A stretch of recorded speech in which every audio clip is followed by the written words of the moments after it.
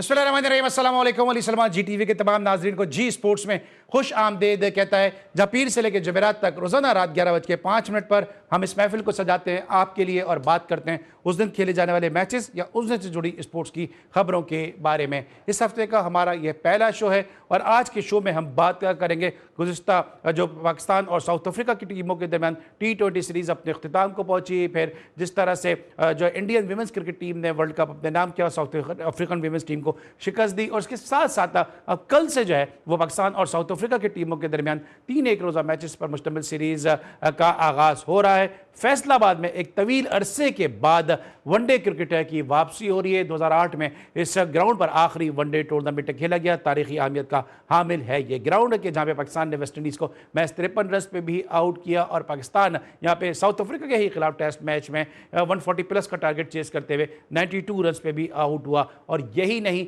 यहाँ पे शकूर राना और माइक गैटिंग का मशहूर ज़माना तनाज़ा भी इसी ग्राउंड पर हुआ है। अब मैं शकूर राना की बात की है तो आज अजमत राना भी अपनी सालगिरह को सेलिब्रेट करते, अगर वो इस दुनिया में होते। पाकिस्तान के लिए एक टेस्ट मैच खेला, एक ही इनिंग उनकी बारी आई।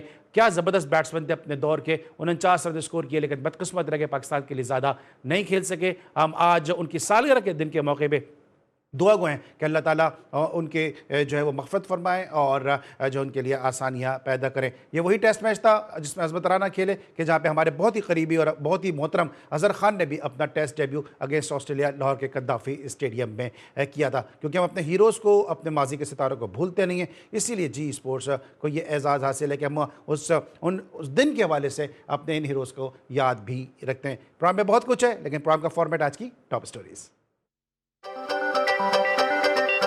फैसलाबाद में 17 साल के बाद इंटरनेशनल क्रिकेट बहाल। पाकिस्तान और जनूबी अफ्रीका के दरमियान पहला ODI कल खेला जाएगा।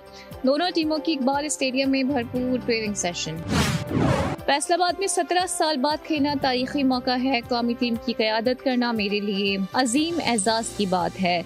जनूबी अफ्रीका की मजबूत टीम हमेशा अच्छा खेलकर चैलेंज देती है। बाबर ऐसा खिलाड़ी नहीं कि 2 मैच में नाकामी पर उसे बुरा कहा जाए। शाहीन शाह अफरीदी।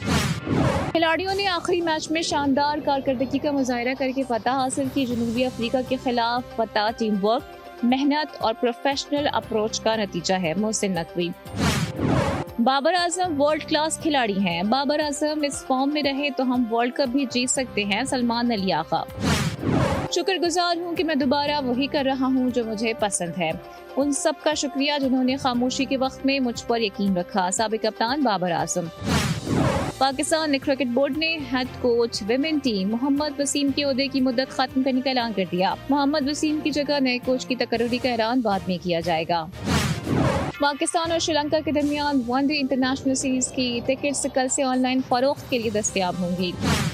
पाक फौज आजाद जम्मू कश्मीर यूनिवर्सिटी और HEC के इश्तराक से विमेन टेबल टेनिस चैंपियनशिप इख्तिताम पसीर। इवेंट में मुल्क भर की खवातीन खिलाड़ियों की शानदार कारकर्दगी। चैंपियनशिप के कामयाब इनकाद पर शुरा और मुंतज़मीन को क़यादत तहसीन।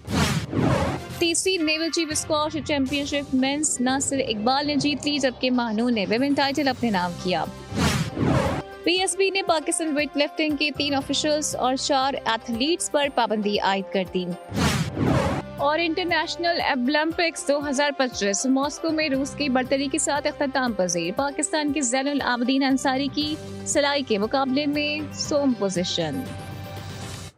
जी नाज़रीन, आपने आज की टॉप स्टोरीज देखी और टॉप स्टोरीज में बहुत सारी खबरों को आपने देखा कि जिसको हमारे प्रोड्यूसर फैज़ान मुस्तफ़ा नकी ने बड़े अरख़रेज़ी के साथ आपके लिए कंपाइल किया और इस शो में गुलदस्ते के मानंद इन खबरों को आपके लिए सजाया और आप तक पहुंचाया कि इस वक्त दुनिया स्पोर्ट्स में जो है वो क्या क्या हो रहा है। फैसलाबाद में जिस तरह आपने हेडलाइंस में देखा कि 18 साल के बाद इंटरनेशनल क्रिकेट की वापसी हो रही है। 2008 में पाकिस्तान की टीम आखिरी दफ़ा यहाँ पे जो कि वनडे मैच खेली। पाकिस्तान ट्रैक रिकॉर्ड बहुत अच्छा है। अब तक मजमूई तौर पर इस ग्राउंड पर 16 एक रोज़ा मैचेस खेले गए। 13 में पाकिस्तान ने कामयाबी 9 में पाकिस्तान ने कामयाबी हासिल की है और 3 में पाकिस्तान को जो है वो शिकस्त का सामना करना पड़ा है। बाकी मैचेस जो है वो दीगर टीमों के दरमियान इसी ग्राउंड पर खेले गए। अजीज़ भट्ट हमारे नुमाइंदे खुसूसी इस वक्त हमारे साथ मौजूद हैं, उनसे हम जानेंगे कि इस कल के मैच के हवाले से क्या तैयारियां हैं। अजीज़, आगाह कीजिएगा। जी बिल्कुल अली भाई, फैसलाबाद में इंटरनेशनल क्रिकेट की बहाली के हवाले से GTV ने ही खबर ब्रेक की थी और कल के दिन जो है वो फैसलाबाद की तारीख का 17 साल के बाद दोबारा से यहाँ पर इंटरनेशनल क्रिकेट बहाल होने जा रही है। मैं आपको मजीद ये बता दूं कि फैसलाबाद के शायकीन क्रिकेट बहुत पुरजोश दिखाई देते हैं और दोनों टीमें फैसलाबाद में पहुंच चुकी हैं और आज दोनों टीमें जो हैं वो दिन के औकात में वो प्रैक्टिस करती भी दिखाई दी हैं। मैं आपको बता दूं फैसलाबाद के शायकीन क्रिकेट इस कदर पुरजोश हैं और अपने जो प्लेयर हैं उनको देखने के लिए, बाबर आजम को देखने के लिए, फखर जमान को देखने के लिए, शाहिद शाह अफरीदी के जो फैन है सभी जो है वो बेताब दिखाई देते हैं और टूर्नामेंट का मैच जो है वो सुबह जो है वो खेला जाएगा। और मैं आपको भी अभी की सूरत हाल ये बता दूं कि तमाम मैचों की टिकटें फरोख्त हो चुकी हैं और 3 यहाँ पे वनडे मैच खेले जाएंगे। एक 4 नवंबर को खेला जाएगा, दूसरा 6 नवंबर को खेला जाएगा और तीसरा जो है वो 8 नवंबर को खेला जाएगा। मैं आपको बता दूं कि शायकीन क्रिकेट बहुत ज्यादा पुरजोश दिखाई देते हैं और बेसब्री से जो है वो मैच के वक्त का इंतजार कर रहे हैं और अपने जो उनके प्लेयर हैं, मनपसंद प्लेयर हैं, उनको खेलता हुआ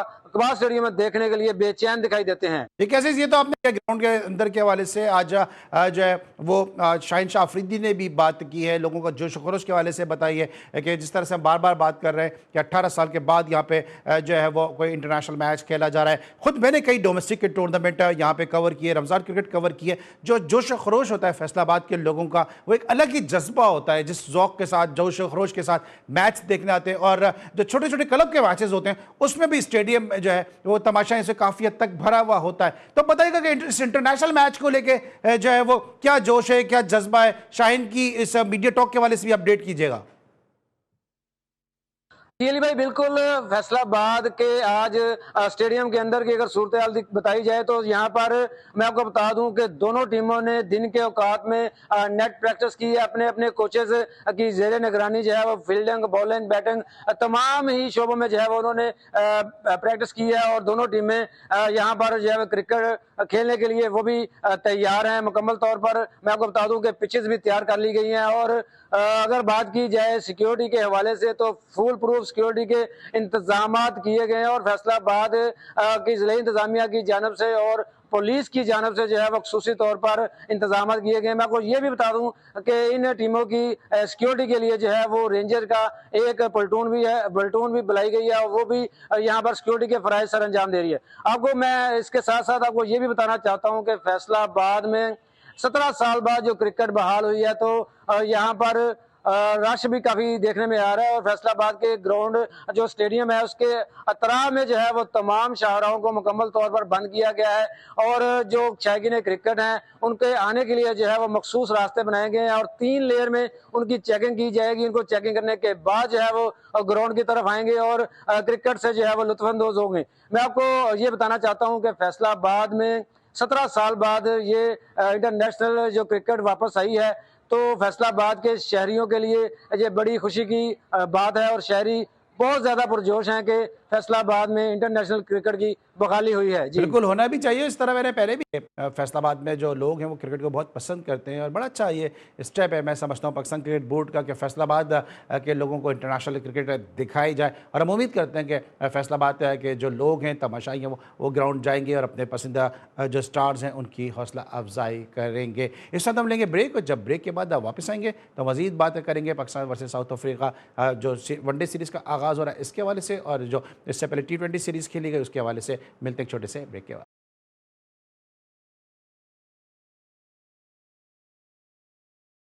बैक आफ्टर द ब्रेक। और ब्रेक पर जाने से पहले हमने प्रोग्राम की इब्तिदा में कहा था कि पाकिस्तान और साउथ अफ्रीका की टीमों के दरमियान कल से फैसलाबाद में वनडे सीरीज का आगाज होने जा रहा है। मजमूई तौर पर अब तक इस राउंड पे 16 जो है वनडे मैचेस खेले गए जिसमें पाकिस्तान ने 9 में कामयाबी हासिल की है और पाकिस्तान को 3 मैचेस में शिकस्त हुई है। तो देखा जाए तो पाकिस्तान का जो ट्रैक रिकॉर्ड है वो काफ़ी बेहतर है। लेकिन साउथ अफ्रीका और पाकिस्तान के खिलाफ जो वनडे मैचेस खेले गए उसमें क्या नतीजे सामने आए, इस वक्त आपके सामने स्क्रीन पर वो हेड टू हेड है कि जहाँ पे अब तक मजमूई तौर पर 87 मैचेस इन दोनों टीमों के दरमियान खेले गए। साउथ अफ्रीका का पलड़ा भारी है कि जहाँ पे उसने 52 जो है वो मैचेस में कामयाबी हासिल की और 34 जो है वो पाकिस्तान ने मैचेस जीते और 1 मैच का नतीजा सामने नहीं आया। जी नाज़रीन, आपने देखा कि पाकिस्तान और साउथ अफ्रीका की टीमों के दरमियान जो मैचेस खेले गए उनके किस तरह से नतीजे सामने आए। और इस वक्त मेरे साथ टेलीफोन लाइन पर एक ऐसी शख्सियत मौजूद हैं जो पाकिस्तान की हिस्ट्री के, अगर मैं कहूँ कि मोस्ट यूटिलिटी प्लेयर हैं तो गलत नहीं होगा। पाकिस्तान को इनिंग का आगाज़ करने की ज़रूरत पड़ी तो ये शख्सियत दस्तयाब थी। मिडिल ऑर्डर में इनकी बैटिंग से पाकिस्तान ने इस्तेफादा हासिल किया, विकेटों के पीछे पाकिस्तान के लिए इन्होंने परफॉर्मेंस दी और पाकिस्तान के लिए इन्होंने बॉलिंग का भी आगाज़ किया। मेरे साथ एक ऐसी शख्सियत मौजूद है कि जिनको फर्स्ट क्लास क्रिकेट में रिकॉर्ड बनाने का एजाज़ हासिल है कि जब इनका फर्स्ट क्लास का डेब्यू हुआ रेलवेज के लिए तो इन्होंने दोनों इनिंग में सेंचुरी स्कोर की और अपना नाम जो है वो रिकॉर्ड बुक की जीनत बनाया। फैसलाबाद में कल 18 साल के बाद इंटरनेशनल क्रिकेट की वापसी हो रही है। फैसलाबाद में ही इनका टेस्ट डेब्यू भी हुआ और जिस तरह मैंने प्रोग्राम की इब्तिदा में कहा था कि ये ग्राउंड जो है वो कई हवालों से जो है गुफ्तगू का मरकज़ रहा है, मशहूर ज़माना रहा है। माइक गेटिंग शकूराना का तनाज़ा भी इसी ग्राउंड पे हुआ और जब सलीम मलिक और माइक गेटिंग का तनाज़ा हुआ था तो शकूराना और माइक गेटिंग का जब तनाज़ा हुआ था तो उस वक्त ये नॉन स्ट्राइकर एंड पर मौजूद थे। मेरे साथ मौजूद हैं टेस्ट क्रिकेटर आमिर मलिक साहब, शो में खुशामदीद कहते हैं। अस्सलाम वालेकुम आमिर भाई। जी वालेकुम अस्सलाम। मलिक भाई कैसे हैं आप? ठीक ठाक हैं? मैं बिल्कुल ठीक ठाक हूँ। और सर जहां आपकी इतनी बातें बताई हैं फैसलाबाद के हवाले से, वहां पे आपने इंडिया के खिलाफ 23 नवंबर को भी जो है वो सेंचुरी स्कोर की थी। तो नवंबर का ही महीना है 89, 23 नवंबर 1989 को आपने यहाँ पे सेंचुरी बनाई थी। तो आपके लिए तो बड़ा तारीखी अहमियत का हामिल है ये ग्राउंड। पहले तो ये बताएं कि जो पाकिस्तान क्रिकेट बोर्ड 18 साल के बाद इस ग्राउंड पे इंटरनेशनल क्रिकेट को वापस लेकर आया, किस तरह से देखते हैं आप ये स्टेप है? क्योंकि फैसलाबाद का जो क्राउड है वो हमेशा से बड़ा इंटरटेनिंग रहा है और आपका एक्सपीरियंस कैसा रहा है इस ग्राउंड पे खेलने का? जी सबसे पहले तो मैं अली भाई आपके माशाल्लाह जो आपका प्रोग्राम जिस तरीके से आप करते हो या जिस तरीके से आपको इतना नॉलेज होता है हर एक की चीज में, पहले तो मैं उसको सलूट करता हूँ कि माशाल्लाह कमाल कर देते हैं आप। हर एक रिकॉर्ड हमें नहीं पता होता है, आपको ये सारी चीजों का पता होता है, तो हैट्स ऑफ यू। दूसरी बात ये है कि जहाँ तक क्रिकेट की बात है, जहाँ तक क्राउड की बात है फैसलाबाद की, वो तो हमेशा से जबरदस्त रहा है और बड़ा सपोर्टिंग क्राउड रहा है, दोनों टीमों को सपोर्ट करता है। और पाकिस्तान आपको पता है कि जो पहले 3 सेंटर हुआ करते थे जब रेगुलर क्रिकेट होती थी पाकिस्तान में, सिक्योरिटी के मामला नहीं होते थे, तो उस वक्त एक फैसलाबाद में डेफिनेटली टेस्ट मैच के वनडेज होते थे। तो उस हवाले से आपको पता ही है कि इसकी कितनी अहमियत है इस ग्राउंड की। और फैसलाबाद तो फिर पता है हमारा एक बड़ा जबरदस्त सेंटर है। बहुत खुशी हो रही है मुझे कि 18 साल के बाद, जैसे भी आपने बताया है कि 18 साल के बाद पाकिस्तान यहाँ पे मैच खेल रहा है, बहुत ही खुशी की बात है इतनी देर। और अब उससे कोई सिक्योरिटी के मामला होंगे जिस वजह से हाल यहाँ पे मैचेस नहीं हुए हैं, तो ये तो मैं कहता हूँ देर है दुरुस्त है, बड़ी जबरदस्त बात है। और जहाँ तक आप मैच गेटिंग और उसको क्या क्या बातें आपको याद अली भाई, क्या किस जमाने में ले जाते हैं आप हैं? सर मैं उस पर आता हूं, लेकिन जरा पहले गुडी बातें करते हैं। पहले जरा आपकी उस इनिंग की बात करते हैं जब आपने इनिंग का आगाज किया, आपने 117 रन स्कोर किए, परफेक्ट बैटिंग पैराडाइज विकेट कहा जाता है। ये वही ग्राउंड है कि जहां पे इस तरह हमने इतने सारे रिकॉर्ड बताए, वहां पे तस्लीम आरिफ साहब ने 210 रन की इनिंग भी खेली। फिर डेनिस लिली ने कहा कि यहाँ पे मेरी खबर बना दो, शायद कुछ इस पिच पे जान आ जाए। क्या ये जो अपने 117 रन की इनिंग खेली, थोड़ा उसके बारे में भी बताइएगा कि फैसलाबाद के क्राउड के सामने जब आपने सेंचुरी स्कोर की उस वक्त कैसा आपको अप्रिसिएशन मिला और खुद आपकी फीलिंग्स क्या थी? वो बहुत ही जबरदस्त। आपको पता है कि स्पेशली जब आप अगेंस्ट इंडिया खेल रहे होते हो ना, उस वक्त एक अलग से एक क्राउड जो होता है चार्ज होता है और बहुत ज्यादा सपोर्ट करता है, ऑब्वियसली अपनी टीम को करता है। उस वक्त भी जो मैच था अगेंस्ट इंडिया था और उस वक्त हमारे पास अच्छा पेस ट्रैक था और हमने उस ग्रासी विकेट थी हमारी, हमने थोड़ा सा उस पर ना ग्रासी विकेट थी क्योंकि हम अपना होम एडवांटेज ले रहे थे उस वक्त, तो बस वो अल्लाह ताला ने करवा दिया। फिर आपको पता है थोड़ा सा वहाँ पे अर्ली ऑन थोड़ा सा होता था, स्विंग होता रहा बॉल, लेकिन अल्लाह का लाख लाख शुक्र है एक अच्छी फॉर्म लगी हुई थी तो रन बन गए। तो बाकी जहाँ तक क्राउड की बात है वो तो ऑलवेज आपको बताया कि ट्रेमेंडस फैसलाबाद बहुत ही जबरदस्त है। और फिर अगेंस्ट इंडिया आप खेल रहे हो तो फिर आप खुद ही देखते हैं कितना अच्छा आमिर भाई, आप खुद माशाल्लाह बहुत ज़बरदस्त गुफ्तगू करते हैं और जो लोग आपके दोस्तों में शुमार होते हैं वो जानते हैं कि आमिर मलिक साहब कितने चुटकुले छोड़ते हैं अपनी गुफ्तगू में और कितना आपकी जो गुफ्तगू में एक मिज़ाह का उनसर होता है। कभी ऐसा हुआ कि फैसलाबाद अपनी जुगतों के लिहाज से मशहूर है, कभी कोई ऐसी जुगतें लगी हैं वहाँ पे ग्राउंड में प्लेयर्स के ऊपर कि जो आपको याद हो?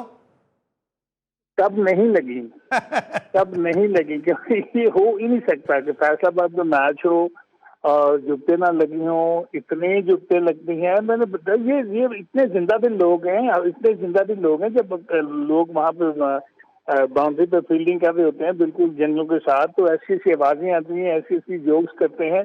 और अच्छी बात ये है कि कोई ऐसी नहीं होती है कि वो कोई क्या उसको बदतमीजी वाला मामला नहीं होता है। इतना एंजॉय करते हैं और खुद भी करते हैं, प्लेयर भी हंस रहे होते हैं, हर एक को लगा देते हैं। मुझे याद पड़ता है कि इंडिया का जब मैच हुआ तो सुबह किसी ने शरारत की कि वो तराने लगा लिए, वो दुश्मनों तुमने किसी कौम को ललका रहा है। तो इंडिया की टीम भी रनिंग कर रही थी और हम लोग भी रनिंग करते तो गावस्कर ने आके इमरान भाई को कहा, यार ये तो बंद कराओ यार, ये क्या कुछ जंग होने लगी यार, ये तराने तो बंद, ये किसने लगा दिए पकड़ के। वो नहीं तो वो 71 के तराने जो थे, देओ रगड़ा इन्होंने देओ रगड़ा, इस किस्म के लगा दिए। तो ये बहुत जबरदस्त है यार, इसमें कोई शक वाली बात है ही नहीं है कि फैसलाबाद का, गुजरावाला का, सियालकोट का ये क्राउड जो है, जब तक आप इनमें खेलेंगे तो ये आपको बिल्कुल ना उठा कर रखेंगे, ये आपको गिरने नहीं देंगे। और अगर कहीं आप अच्छा परफॉर्म कर रहे हो तो वाह जी वाह, फिर तो देखने वाली बात होती है। अच्छा सर, क्या पाकिस्तान ने T20 सीरीज अपने नाम कर ली है? अब कल शाहिन शाह अफरीदी पाकिस्तान के वनडे के नए कप्तान की क़यादत में टीम उतरेगी। इस T20 सीरीज जीतने का जो कॉन्फिडेंस है, ये कितना काम आएगा? और क्या लग रहा है आपको कि क्या किन तैयारियों के साथ पाकिस्तान की टीम पहले मैच में उतरेगी? नहीं, अब ये है कि अब देखना है, क्योंकि पाकिस्तान को थोड़ा सा कॉन्फिडेंस तो मिला है, और वो भी ये है कि उनकी कोई इतनी टीम अच्छी थी नहीं है। साउथ अफ्रीका की टीम पहला मैच वो पता नहीं कैसे जीत गए हैं, ये तो मुझे समझ नहीं आ रहा कि 194 वो कैसे कर गए। उसके बाद जिस तरीके से उन्होंने दोनों मैचों में जिस तरीके से बैटिंग की है, तो मुझे तो ऐसा लग रहा था कि कहीं उन्होंने पाकिस्तानी टीम की वो किटें तो नहीं पहनी जो मैं अभी बात कर रहा था वहाँ पे, जो जिस तरीके से इनकी परफॉर्मेंस चल रही थी एशिया कप में। तो बरकत अब ये है कि कल एक नया दिन होगा, और उनको गुड लक कहते हैं हम तो शहनशाह अफरीदी को और पूरी पाकिस्तान टीम को। अब देखेंगे कि कल ये कैसा खेलते हैं, और क्योंकि टीम वही है जो आपको पिछले 9 साल से 2019 से लेके ऑनवर्ड आज तो कोई इतना ज्यादा कुछ करके उन्होंने बताया नहीं है। तो कंसिस्टेंट इतनी नहीं थी कि बहुत ज्यादा अच्छी परफॉर्म करते कोई एटलीस्ट। अभी देखना है कि, क्योंकि मैं तो यही देख रहा था लाहौर में, तो यही चीज नजर आई कि सब जो बंदे थे वो डिपेंड कर रहे थे बाबर आजम पे। बाबर आजम मुझे तो ऐसा लग रहा था कि बाबर ही बाबर हो रहा है हर तरफ से, जो कि मैं समझता तो किसी हद तक ठीक है, लेकिन इतना भी नहीं है कि बाकी लोगों का जो कॉन्फिडेंस। अच्छा, ये रुझान कैसा है? अब बात आई गई है, गुफ्तगू इस मोड़ पर आई गई है, तो ये रुझान कैसा है? क्योंकि पाकिस्तान की टीम है, ठीक है, बाबर एक स्टार प्लेयर है, हम सब जानते हैं, हम सब चाहते हैं बाबर परफॉर्म करें, लेकिन एज ए प्लेयर आप इस रुझान को किस तरह देख रहे हैं कि जो है वो इंतजार किया जाता है कि प्लेयर आउट हो जाए ताकि बाबर की बैटिंग आए? ये गलत बात है, ये बहुत ही गलत बात है। आप ये देखें कि आप सिर्फ ये चीज सोचें कि कहां तक लोगों का ज़हन बन गया है। लोगों का ज़हन, पाकिस्तान टीम ने इतनी बुरी परफॉर्मेंस दी है पास्ट में कि लोगों का ये ज़हन होगा कि बस एक ही बंदा है, बस उसी को देखो चलो। जैसे एक जमाने में आपको याद होगा कि ये जो वनडे क्रिकेट होती थी या 2020 जिसमें बहुत कम थे इस वक्त, तो सब लाला को देखने आते थे कि शाहिद अफरीदी, जैसे ही शाहिद अफरीदी आउट होते थे तो लोग रिजल्ट को नहीं देखते थे, लोग बाहर जाना शुरू कर देते थे। जो लोग जो क्योंकि वो इतना इंटरटेनर था शाहिद अफरीदी, तो लोग जो होते इंटरटेन होने आते थे, जैसे ही शाहिद अफरीदी आउट होते थे तो लोग निकलना शुरू कर देते थे। वो उनको कोई टीम का नहीं था, रिजल्ट का नहीं था कि रिजल्ट देखें कौन जीतता कौन आता है। आज जो चीज हुई है ये बहुत गलत है। इस वजह से आप देखा, और इसमें भी कसूर इन क्रिकेटर्स का ही है ना, इन बैट्समैनों को ही है ना, क्योंकि उन्होंने परफॉर्म ही ऐसा नहीं किया। सब बाबर के पीछे सब। बहुत दूसरा, फिर आप ड्यू रिस्पेक्ट, आप मीडिया ने भी इतना उठा दिया है कि आपने यकीन करें कि जितना बड़ा आपने नाम बना दिया है ना, इतना तो मुझे लगता है कि ये बाबर आजम, ये सिकंदर आजम का नाम भी पीछे रह गया है, मुगल आजम का नाम भी पीछे रह गया है, और मुझे लगता है बाबर आजम का नाम जो है वो आपने इतना ज्यादा कर दिया है। हर बंदा अच्छा सर, आपने मेरे शो में कई मरतबा इस बात के कहा कि बाबर आजम T20 की फॉर्मेट का प्लेयर नहीं है। अभी उन्होंने रन स्कोर किए हैं और अभी उन्होंने ट्वीट भी कर दिया है कि जो उन लोगों को शुक्रिया अदा करता हूं जो मेरी खामोशी में उन्होंने मुझे सपोर्ट है किया। आपको लगता है कि ये ट्वीट बरवक्त है, जल्दी कर दिया है, या आप समझते हैं इस ट्वीट की कोई ज़रूरत थी? अभी क्या अभी एक इनिंग तो आपने परफॉर्म की है? ये परफॉर्मेंस हो जानी, एक ग्रेट प्लेयर देखें, उसकी प्लेयरी में तो शक नहीं है अली भाई, वो एक ग्रेट प्लेयर है, बहुत जबरदस्त पाकिस्तानी प्लेयर, लेकिन बिल्कुल अच्छी बात है आपने, वो इस फॉर्मेट का प्लेयर है ही नहीं, था ही नहीं। ये नहीं होता कि आप एक मैच जीती, एक टीम खेलती है। जितना अगर मैं उसके दूसरी तरफ जाऊं, जो नेगेटिव पहलू अगर मैं उसको डिस्कस करूं, तो सर जी मैं समझता हूं कि उसने प्लेयरों को बनने ही नहीं दिया। और रिजवान और उन्होंने, अगर आप पास में 3 साल निकाल करके देखें, ये लोग जब बैटिंग करते थे, एक बंदा 15, दूसरा 17 ओवर खेलता था और स्कोर आपकी टीम करती थी 160, 1, 2 या 50 के उधर, और आप लोग मैच जो जीतते थे वो आपकी बॉलिंग जिताती थी मैच। लेकिन यहाँ इन्होंने ना तो आपका मिडल ऑर्डर स्टैब्लिश होने दिया। कौन था मिडल ऑर्डर में आज तक? मुझे बता दें, को अपना को आप स्ट्रॉन्ग मिडल ऑर्डर मुझे बता दीजिए। तो पिछले, अगर मैं आपको 2019 से लेके अभी तक बता दूं, मुझे एक आप 4 प्लेयर मिडल ऑर्डर में बता दीजिए जिन पे आप डिपेंड करते हो, जो आप लगता हो कि जनाब ये कमाल कर देंगे, क्योंकि इन लोगों ने स्टैब्लिश होने ही नहीं दिया। और ये 2 बंदे जो ऊपर जाते थे, यही वजह थी कि जब पाकिस्तान जो T20 हारता था, वो इन्हीं लोगों की स्लो बैटिंग की वजह से, स्ट्राइकिंग रेट इनका कुछ नहीं होता था, और जो सबसे बेहतरीन ओवर आपके होते हैं, वो ओवर होते हैं पहले वाली 6 ओवर, वो 6 ओवर्स में इनकी कभी भी कोई परफॉर्मेंस है 40 तक यही नहीं कभी इन्होंने, इनका टोटल होता था 32, 37 वगैरह वगैरह।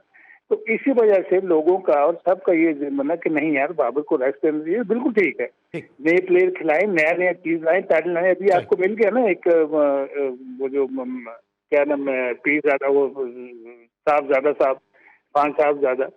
तो बात यह है कि आपने जो टीम बनानी, ये पाकिस्तान है, पाकिस्तान की टीम बनेगी। तो अच्छा, टीम बनाने की बात करें, आप लोग आप समझते हैं कि कुछ लोगों को फेयर चांसेस दिए जाते हैं, कुछ को कम चांसेस दिए जाते हैं, कुछ को बहुत ज्यादा चांसेस दिए जाते हैं। अब साइम अयूब ने T20 में सबसे ज्यादा आउट होने, सिफर पे आउट होने का रिकॉर्ड बना दिया। उमर अकमल भी 10 मरतबा सिफर पे आउट हुए, साइम अयूब उस रिकॉर्ड को बराबर कर गए। साइम अयूब को बहुत ज्यादा चांसेस दिए जा रहे हैं, आपको लगता है कि वो डिजर्व करते हैं अब कि उनको इतना ज्यादा खिलाया जाए, या किसी और ऑप्शन की जानिब देखना चाहिए? यार ये चीज अली भाई, ये चीज तो पहली बार देख रहा हूँ यार। मेरा तो 45 साल हो गए मुझे क्रिकेट को देखते खेलते हुए, मैंने आज तक कभी इतना नहीं देखा कि एक बंदा जो है, ये वाकत ये दौर चल रहा है, आप इंतजार करते हैं कि वो फॉर्म में आ जाए बंदा, इंटरनेशनल क्रिकेट में इंतजार करते हैं कि वो दोबारा फॉर्म में आ जाए, और उसको वो ही खिलाते जाते हैं। आप अगर पास्ट में देखें तो हमारे बड़े बड़े ग्रेट प्लेयर जो थे, जो 30 साल फर्स्ट क्लास खेलते थे, 26 साल फर्स्ट क्लास खेलते थे, एक चांस मिलता था। अगर वो कहीं आके इंटरनेशनल क्रिकेट में या टेस्ट मैच या वनडे में कुछ कर जाते तो 20 होती नहीं थी, तो वो कंटिन्यू करते थे, अदरवाइज वो खत्म, उनका करियर खत्म हो जाता था। आज ये हालात है कि एक बंदा 4-0 करता है, 5-5 0 करता है, और आप फिर उसको इंटरनेशनल खिलाते हो। कैसी बात है कि उसको डिस्कस भी नहीं करते आप, उसको सही क्योंकि यही मैंने प्रोग्राम की इब्तिदा में कहा कि आज अजमत राना साहब की सालगिरह भी है, आज हमारे दरमियान वो नहीं है। एक ऐसा प्लेयर था जो एक टेस्ट मैच की एक इनिंग खेला, उसने 49 रन किए, उसको दोबारा मौका ही नहीं मिला। तो हमारा माजी में तो ऐसा ही रहा कि एक अच्छा परफॉर्म करने के बावजूद भी मौके नहीं मिलते थे। अब सर ये बताइएगा कि अब शाहीन शाह अफरीदी को बतौर कैप्टन किस तरह आप रेट करते हैं, क्योंकि उन्होंने कलंदर्स के लिए T20 में परफॉर्मेंस दी है, और रादर देन इसके कि उनको T20 में कैप्टन बनाया जाता, उनको वनडे में बनाया गया, इस पर भी बहुत ज्यादा तनकीद की जा रही है। देखें, सबसे पहले तो ये है कि चले, अल्लाह ने किया कि अब हम उसको क्या गुड लक कहते हैं, उसकी कप्तानी तो पता चलेगी कल। देखिए 2020 में तो कुछ भी नहीं होता, वो तो सिचुएशनल क्रिकेट होती है, आप मुगाते हो, मारते हो, ये वो कर। जो कल क्रिकेट होगी, जो प्रॉपर तरीके से अपने बॉलर्स को यूज किया जाएगा, अपने बैट्समैनों को यूज किया जाएगा, सिचुएशन के मुताबिक बैटिंग ऑर्डर्स होगा, बॉलिंग उस तरीके से कराई जाएगी जिस तरीके से जैसे प्लेयर आगे सामने खेलने आएंगे, फील्ड प्लेसिंग वैसे होगी, और हर वक्त आपको फ्रंट पे रहना होगा बीइंग ए कैप्टन, और हर चीज मशवरा करके अपने सीनियर प्लेयर्स के साथ लेके चलना है। पूरा मैच आपको खेलना है इस तरीके से, और एक छोटे छोटे जो हैं वो अपना जो प्लानिंग की जाएंगी, जो अपनी स्ट्रेटजी आराम से चेंज होगी ड्यूरिंग द मैच। ये मुझे पता नहीं है ये ऐसा करेंगे, इनको आता है नहीं आता है, लेकिन हम अच्छी होप रखते हैं कि अल्लाह करे कि अब इनको कॉन्फिडेंस आया है, मैच जीता है ये उन्होंने, और उनकी भी टीम इतनी कोई खास बड़ी टीम है नहीं, तो ले सकते हैं। लेकिन ये है कि इन चीजों को बहुत गौर करना होगा, कितना एडवांटेज है पाकिस्तान को, करना होगा, पूरा मैच में रहना होगा। ठीक है सर, कितना एडवांटेज पाकिस्तान को हासिल होगा, क्योंकि जो साउथ अफ्रीकन टीम है निस्बतन इनएक्सपीरियंस टीम है, उनके जो कप्तान हैं उनको क्रिकेट में जो मैक्सिमम रन होते हैं 6 रन, 6 वनडे मैचेस के उनको तजुर्बा ज्यादा है, कप्तान को भी ज्यादा एक्सपीरियंस नहीं है। हाँ, तो इस चीज का एडवांटेज देना चाहिए ना, पाकिस्तान इस चीज का एडवांटेज लेगा और देना चाहिए। जो आपका थिंक टैंक बाहर बैठा हुआ है, जो टीम कल खेलेगी या जो वहाँ पे कोचेस बैठे हुए हैं, जो आपका थिंक टैंक है, वो डेफिनेटली डिस्कस किया होगा उन्होंने कि इस चीज का एडवांटेज जो है तो हमें है ना। एक तो होम क्राउड है और होम सीरीज हो रही है हमारे यहाँ, और दूसरा ये है कि उनके बंदों को इतना एक्सपीरियंस नहीं है। और जैसे आपने देखा वनडे जैसे ये T20 खेले हैं, तो ये तो अभी अगर 4 और T20 होते तो भी ये जीत जाते, पाकिस्तान जीत जाता। लेकिन ये है कि आप कल देखें, मेरा नहीं ख्याल कि इनको निकलना चाहिए। और अगर वो निकल गए इनसे और इनकी कहीं गलत कुछ स्ट्रैटेजी की वजह से, गलत प्लानिंग की वजह से, और कोई ऐसी कुछ चेंजिंग या इस तरीके से कोई टीम खिलाने की वजह से, तो फिर अच्छा फिर वही वापस चले जाएंगे जैसे कि पिछले 6-7 साल से कर रहे हैं। फिर नहीं, क्योंकि प्लेयर आपके वही हैं, ऐसा ही है। राइट। अच्छा, टॉस जीत के क्या करना चाहिए पहले, क्योंकि परफेक्ट बैटिंग पैराडाइज विकेट होती है ट्रेडिशनली फैसलाबाद की। अब काफी अच्छे के बाद यहाँ पे होने वाला मैच होने वाला है, तो काफी एक, क्योंकि आज का थोड़ा सा ना वो सुबह से ना ऑस पड़नी शुरू हो गई है। अब थोड़ा सा ना होती है धुंध सुंध। ऑब्वियसली पहले तो यही है कि जैसा ये अभी इस टीम के खिलाफ इनको पहले बॉलिंग करनी चाहिए, इनको कोई जरूरत नहीं है जाके पहले, क्योंकि सुबह का एडवांटेज जो है टॉस का वो लेना चाहिए, क्योंकि आजकल ये चेज कर रहे हैं बंदे, इनके फॉर्म में आए हुए हैं, तो उनके कोई इतनी बड़ी कोई टीम है नहीं है। ठीक, तो दो बैट्समैन आमिर भाई का कहना है कि पहले बॉलिंग लेनी चाहिए, वरना जो ट्रेडिशनली जो इसका स्टैट्स है वो ये बताता है कि जो 16 वनडे मैचेस खेलेगा उसमें 8 मरतबा पहले बैटिंग करने वाली और 8 मरतबा पहले बॉलिंग करने वाली टीम ने कामयाबी हासिल की है। तो कल का मैच देखना है कि क्या होगा, क्योंकि तवाज़ुन जो है कल के मैच के बाद यकीनी तौर पर बॉलिंग या बैटिंग की तरफ शिफ्ट हो जाएगा। आमिर भाई के साथ गुफ्तगू का सिलसिला जारी है, जिनसे बात करते हैं पाकिस्तान मेंस टीम के हवाले से, पाकिस्तान मेंस टीम की कारकर्दगी को हम डिस्कस कर रहे थे। इस वक्त हम लेंगे ब्रेक, और जब ब्रेक के बाद वापस आएंगे तो कुछ बात करेंगे पाकिस्तान विमेंस टीम के हवाले से, कि जहां पे मोहम्मद वसीम के हवाले से खबर आई है कि उनको हेड कोच के ओहदे से बरतरफ किया जा रहा है। जी टीवी और जी स्पोर्ट्स ने इस खबर को पहले ही 21 अक्टूबर के शो में बता दिया था कि मोहम्मद वसीम का अब चल चलाव है और उनकी तब्दीली की बात जारी है। और अब ये जो बात है वो ब्रेक भी हो गई है, खबर ब्रेक हो गई है, लेकिन जी टीवी को एजाज़ हासिल है कि जी टीवी ने बहुत पहले ही इस खबर को अपने नाजरीन तक पहुंचा दिया था। ब्रेक लेंगे और वापस आएंगे, मजीद बात करेंगे, मिलते छोटे से ब्रेक के बाद।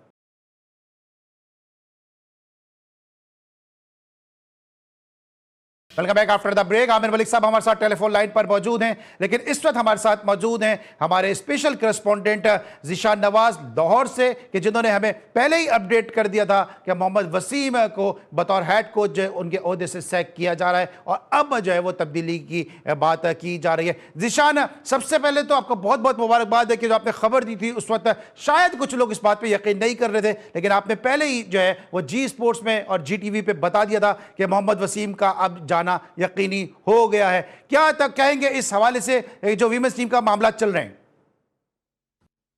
अली भाई, हमने 21 अक्टूबर को एक खबर दी थी कि पाकिस्तान विमेंस टीम के जो हेड कोच हैं मोहम्मद वसीम को मजीद तौसीन नहीं दी जाएगी। उसकी बुनियाद जो बनी थी वो विमेंस वर्ल्ड कप में पाकिस्तान टीम की बदतरीन परफॉर्मेंस थी, जिसमें से वो बाहर हो चुके थे। उस वक्त की बात है, अभी पाकिस्तान टीम के 2 मैच पड़े थे वर्ल्ड कप में, उससे पहले ही पाकिस्तान क्रिकेट बोर्ड ने फैसला कर लिया था कि उन्हें मजीद तौसीन नहीं दी जाएगी, क्योंकि पाकिस्तान क्रिकेट टीम ने वर्ल्ड कप में जो बदतरीन परफॉर्मेंस दिखाई है, 7 मैचों में से कोई एक मैच भी नहीं जीत सके, 4 मैचों में शिकस्त हुई है, 3 मैच बारिश की नजर हुए हैं, और जो 3 पॉइंट पाकिस्तान टीम के हैं वो सिर्फ और सिर्फ एक जो बारिश से होने वाले मैच मुतासिर थे उनकी वजह से मिले हैं। पाकिस्तान को बांग्लादेश ने हराया, पाकिस्तान को इंडिया ने हराया, पाकिस्तान को ऑस्ट्रेलिया ने हराया, पाकिस्तान को साउथ अफ्रीका ने भी हरा दिया। इसके अलावा न्यूजीलैंड, इंग्लैंड और श्रीलंका के साथ होने वाले जो मैचेस थे वो बारिश की नजर हो गए थे। फिर हमने इसी हवाले से खबर दी थी कि मोहम्मद वसीम को तब्दील किया जा सकता है। वो आज उस खबर की तस्दीक पाकिस्तान क्रिकेट बोर्ड ने भी कर दी है कि जल्द ही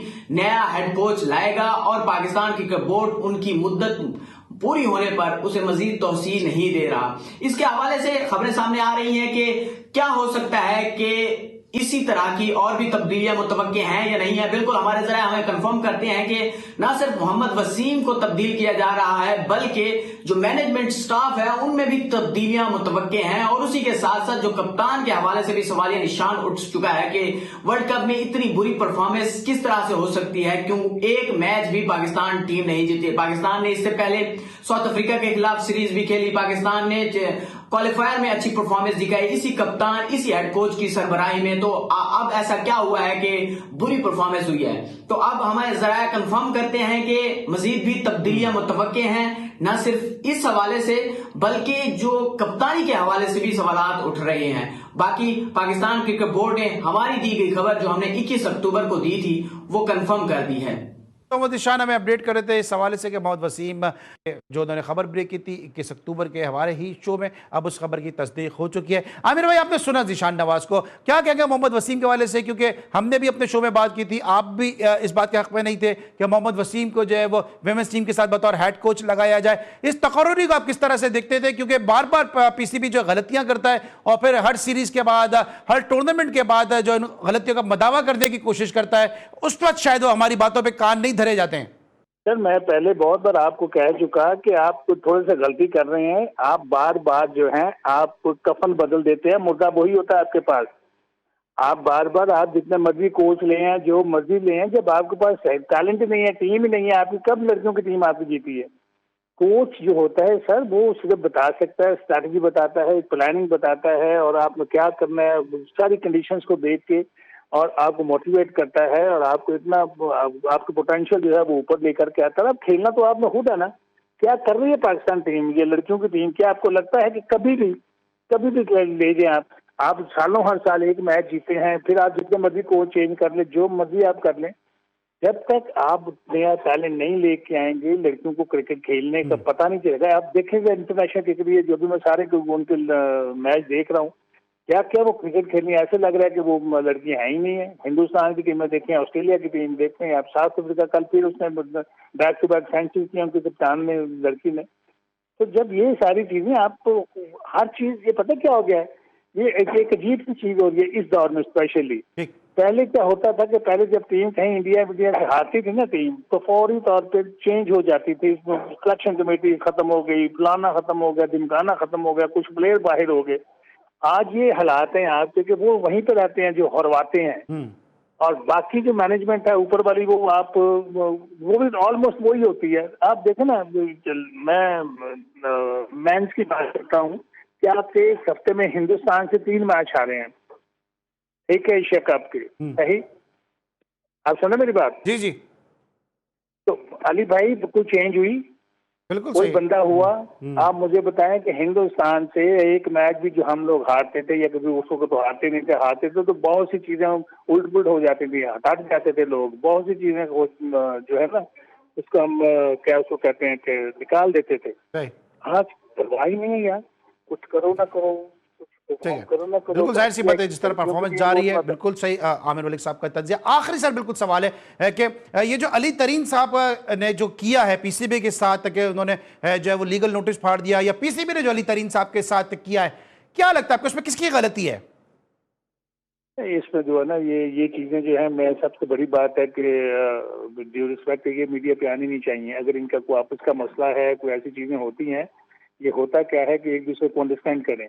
इतना बड़ा टूर्नामेंट है, इतनी बड़ी टीम है मुल्तान सुल्तान, और उनके ऑर्गेनाइजर जो हैं, ये पीसीबी के जो करता करता है, उनको चाहिए आराम से मिल बैठ के, कोई अगर मामलात ऐसे हैं तो एटलीस्ट वो हल कर ली जाए। इसको मीडिया पे भी नहीं आना चाहिए था, मीडिया पे नहीं आना चाहिए। पूरी दुनिया देखती है। Sir thank you so much, thank you so much. Aamir Malik sahab हमारे साथ मौजूद थे, वक्त बड़ा महदूद था, वरना मजीद आमिर भाई से गुफ्तगू करते हैं, और हमेशा गुफ्तगू बड़ी ज़बरदस्त रहती है और तशनगी रहती है, क्योंकि इतना खूबसूरत, इतना अच्छा और सुस्ता बात करते हैं आमिर मलिक साहब की गुफ्तगू में हमेशा से एक तशनगी रह जाती है। आज के लिए बस इतना ही। हम आमिर मलिक साहब के इंतहा मशकूर है कि अपनी गुनागो मसरूफियात में से उन्होंने आज के शो के लिए वक्त निकाला। इसके साथ साथ जो अजीज़ भट्ट थे हमारे रिपोर्टर, जिन्होंने फैसलाबाद से हमें अपडेट किया, उनके भी इंतहाई मशकूर हैं। आज के लिए बस इतना ही। इंशाल्लाह कल एक दफ़ा फिर मुलाकात होगी। अली सलमान को पूरी प्रोडक्शन टीम के साथ इजाज़त दीजिए। अपना बहुत ख्याल रखिए। अल्लाह हाफ़िज़।